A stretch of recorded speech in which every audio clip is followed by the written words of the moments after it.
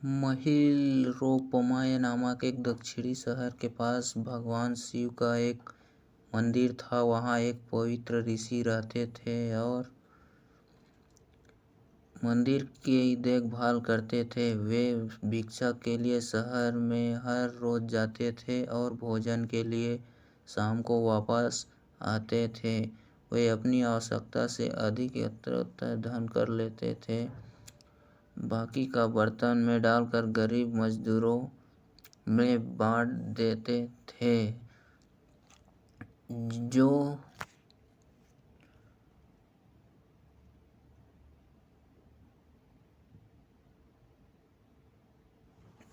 बदले में मंदिर की सफाई करते थे और उसे सजावट का काम किया करते थे। उसी आश्रम में एक चूहा अपने बिल में रहता था और हर रोज कटोरे में कुछ न कुछ भोजन चुरा लेता था। जब साधु को एहसास हुआ कि चूहा भोजन चोरी करता है तो उन्होंने इसे रोकने के लिए सभी तरह की कोशिशें की। उन्होंने कटोरे की काफ़ी ऊंचाई पर रखा ताकि चूहा वहां तक पहुंच न सके और यहाँ तक कि एक छड़ी के साथ चूहे को मार भगाने की कोशिश भी की, लेकिन चूहा किसी भी तरह कटोरे तक पहुंचने का रास्ता ढूंढ लेता और कुछ भोजन चुरा लेता था। एक दिन एक भिक्षुक मंदिर की यात्रा करने के लिए आए थे, लेकिन साधु का ध्यान तो चूहे को डंडे से मारने में था और वे भिक्षुक से मिल नहीं पाए। इससे अपना अपमान भिक्षुक क्रोधित होकर बोले, अब के आश्रम में फिर कभी नहीं आऊँगा, क्योंकि लगता है मुझसे बात करने के अलावा आपको अन्य काम ज़्यादा महत्वपूर्ण लग रहा है।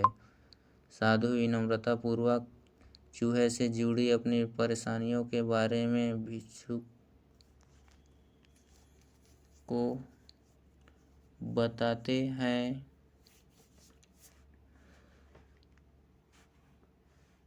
कि कैसा ये चूहा उनके पास भोजन किसी न किसी तरह से चुरा ही लेता है। यह चूहा किसी भी बिल्ली या बंदर को हरा सकता है। अगर बात मेरे कटोरे तक पहुंचने की हो तो मैंने हर कोशिशें की, लेकिन वो हर बार किसी न किसी तरीके से भोजन चुरा लेता।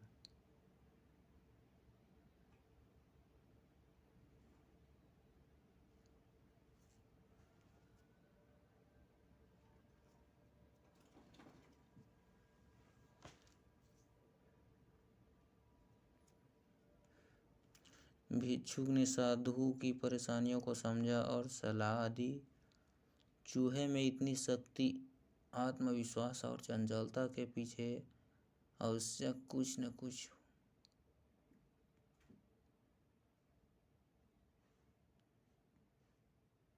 है। मुझे यकीन है कि इसने बहुत सारा भोजन जमा कर रखा होगा और यही कारण है कि चूहा अपने आप को बड़ा महसूस करता है और इसी से ऊंचा उड़ने में